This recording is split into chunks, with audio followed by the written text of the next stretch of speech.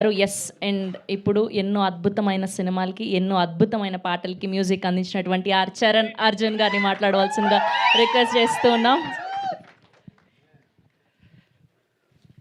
అందరికీ నమస్తే అండి. ఇక్కడ దాకా వచ్చిన వీళ్ళందరికీ ఒక్కొక్కరికి ఒక్కో స్టోరీ ఉంది. ఎవరి లైఫ్లో వాళ్ళు యుద్ధం చేశారు, అందరు ఇక్కడ దాకా వచ్చారు. కానీ మా అందరికి ఇంకా నుంచి మూతవరి లవ్ స్టోరీ మాత్రమే ఉంటుంది. సో అంటే అందరికీ ఆ సినిమా ఒక కేర్ ఆఫ్ అడ్రస్ లాగా మారిపోయేంత నిన్ననే చూసాను నేను అన్ని ఎపిసోడ్స్ అన్నీ. జనరల్గా నేను ఆనెస్ట్గా మాట్లాడతా, ఏది ఉన్నట్టు మాట్లాడతా అని చెప్పి నాకు ఒక ఇమేజ్ ఉంది. దానివల్ల ఈ మధ్య సైలెంట్ అయ్యాను. కానీ మళ్ళీ ఈ సినిమా తర్వాత మాట్లాడొచ్చు అనిపిస్తుంది. ఎందుకంటే అంత బాగుంది సినిమా, అంత కాన్ఫిడెన్స్ ఇచ్చింది నాకు. యాక్చువల్గా మనం సినిమా లెక్క తీసినాం కానీ సిరీస్ అని అందరు సినిమా అనుకుంటారు. వెబ్ సిరీస్ సినిమాలు అలవాటు అయిపోయింది నాకు. సిరీస్ చూడడమే ఇది ఫస్ట్, చేయడం కూడా ఇదే ఫస్ట్ నేను. సో నిజంగా అంటే నేను ఎక్స్పెక్ట్ చేయలేదు. ఫస్ట్ వీళ్ళు ఒక ఎపిసోడ్ 2 ఎపిసోడ్స్ ఇస్తూ చేసి టైం లేదంటున్నారు. మొత్తం ఎప్పుడు చూస్తామా అనుకున్నాం, నిన్ననే చూసినాం.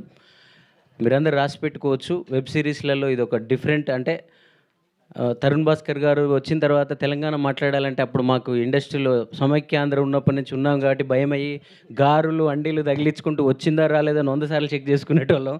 సో ఎప్పుడైతే మీరు పెళ్లి చూపులు ఇలాంటి సినిమాలన్నీ వచ్చిన తర్వాత మన భాష మనం మాట్లాడచ్చు ధైర్యంగా అని దానికి ఒక అందాన్ని తీసుకొచ్చారు మీరు భాషని. సో మన భాషకి మన స్లాంగ్కి కూడా ఒక అందాన్ని తీసుకొచ్చారు. ఈ మోతబరి లవ్ స్టోరీ తర్వాత దొరసాని సినిమాతో మధుర శ్రీధర్ గారు కూడా ఆ రోజు ఒక రకమైన ఎనర్జీ ఇచ్చారు. మోతబరి లవ్ స్టోరీ తర్వాత ఈ మనిషి ఈయన ఉన్నాడు కదా, ఈయన కోసం కథలు పుడతాయి, చాలామంది కథలు రాసుకుంటారు. మధుర శ్రీధర్ గారు నాకు చెప్పారు ఇది చేయమని చెప్పినప్పుడే, ఈయనని రవితేజ గారిని రాజేంద్ర ప్రసాద్ గారిని కలిపితే ఈయన ఉంటారని. సో ఆయనతో కలిసి వెబ్ సిరీస్ చేస్తున్నారు కాబట్టి మ్యూజిక్ చేయడం కోసం కొంచెం నన్ను ఏదో బూస్ట్ చేస్తున్నారేమో సార్ అనుకున్నప్పుడు, కానీ నిజంగా చూసిన తర్వాత సార్ మీరు చెప్పింది 100% నిజం. మన ఇప్పుడు ఆంధ్ర తెలంగాణ వీళ్ళు పంపకాలు జరిగినప్పుడు ఇది ఇటు అది అటు అని అనుకుంటారు కదా. సో మనకి ఎవరు లేరు కదా ఇక్కడ, మా రవితేజని ఇచ్చేయండి, మా రాజేంద్ర ప్రసాద్ని ఇచ్చేయండి అని మనల్ని ఏమైనా అడుగుంటారు సీఎంలు. ఇద్దరు కలిపి అనిల్ని ఇచ్చినారు. సో అలాగే ఈ సినిమాలో నాకు ఇంకా బాగా నచ్చిన అంటే మ్యాన్ ఆఫ్ ద సిరీస్ అంటారు కదా, దానికి సదన్న. సో నేను కథ విన్నప్పుడే నేను నాకు ఫోన్ చేసి చెప్పిన, అన్న నువ్వేమన్నా కన్ఫ్యూజ్ అయ్యి పాత్రగా వదులుకోకే, చాలా అద్భుతంగా ఉంటుంది, నువ్వు ఇంకా యూట్యూబ్ వీడియోలు చేయడం మానేసి నీ స్టేచర్ పెరిగే సినిమా అవుతుందన్న అని చెప్పిన ఈయనకి. నేను చెప్పిన దానికన్నా అద్భుతంగా చేసినాడు ఈయన, నేను విన్నదానికన్నా అద్భుతంగా చేశాడు శివన్న. సో ఈయన నాకెందుకు నిన్ననే చూసిన కాబట్టి ఎగ్జైట్ ఎక్కువ మాట్లాడుతున్నా. నిజంగా నాకు ఈయన పక్కనే ఉన్నాడు, నా పక్కనే ఉండి చూపించాడు సినిమా అంతా. ఒక ఫ్లాష్ బ్యాక్ ఎపిసోడ్ ఉంటుంది సినిమాలో. ఆ సినిమా అంటే జనరల్గా ఫస్ట్ ఎపిసోడ్ 2 ఎపిసోడ్ చూస్తున్నప్పుడు ఓకే పర్లేదు వీళ్ళకి ఉన్న దాంట్లో ఏదో చేశారు, మనం బ్యాక్గ్రౌండ్ స్కోర్తో దీన్ని బాగా లేపాలి అని అనుకున్నాం. కానీ 3వ ఎపిసోడ్ నుంచి 6 ఆ ఎపిసోడ్స్ అన్ని చూస్తున్న తర్వాత అసలు మ్యూజిక్ అవసరం లేదు, నేనే కళ్ళల్లో నీళ్ళతో ఆ పాత ఎపిసోడ్ అంతా చూశాను. సో ఒక మణిరత్నం గారు, ఒక పిసి శ్రీరామ్ గారి ఆ ఫోటోగ్రఫీ, అలాంటి మూడ్ ఎలా ఉంటుందో ఆ ఓల్డ్ స్టోరీ మొత్తం అంత బాగా చేశాడు డార్లింగ్లో.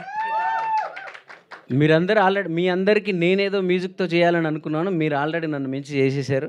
సో మేము జస్ట్ దాని ఫీల్ని తీసుకొస్తే చాలు మ్యూజిక్ అని అనిపించింది. సో ఈ సినిమా ద్వారా ఈ సినిమాలో ప్రతి పాత్ర పేరున చెప్పలేము కానీ ప్రతి పాత్ర వీవా అన్న ఉన్నాడు, నిసార్ బాయ్ ఉన్నాడు, ఆ ముసలాయన పాత్ర రాముల తాత ఉన్నాడు, అలాగే ఇంకా వాళ్ళ అన్నదమ్ముల పాత్రలు అయితే చెప్పడానికే లేదు. నేనున్న గర్భంలోనే ఏడాది నువ్వు ఉన్నావు అనే ఒక అన్నదమ్ముల పాటతో నేను అన్నదమ్ముల పాటకు చాలామందికి కనెక్ట్ అయ్యాను. కానీ ఈ సినిమాలో 2 అన్నదమ్ములు ఉంటారు, ఇంకా వాళ్ళ గురించి చెప్పడానికి లేదు, మీరు సినిమాలో చూడాల్సిందే. నేను చెప్పిన పాట అంత గొప్ప అన్నదమ్ములా కాదనేది మీరు చూడండి, అదే ఈ కథ. సో ఇంకా మంచి మంచి పాటల ఈవెంట్స్ అన్నీ ఉన్నాయి, ఇప్పుడు చెప్పుకుంటే అన్ని ముచ్చట్లే అవుతాయి, అన్ని సినిమాల్లో ఎవరైనా ఇలాగే మాట్లాడతారు. బట్ ఇవి కంటెంట్స్ వస్తుంటాయి మీకు, అప్పుడు ఇంకెక్కువ మాట్లాడుతుంటాం.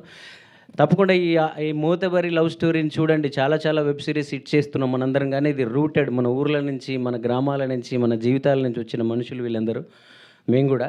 సో ఇది విజయవంతం అయితే ఇంకా చాలా కథలు పల్లెల నుంచి పుట్టుకొస్తాయి, చాలా కళాకారులు పుట్టుకొస్తారు, అదంతా మీ చేతిలోనే ఉంది. థ్యాంక్ యూ అండి, థ్యాంక్ యూ సో మచ్.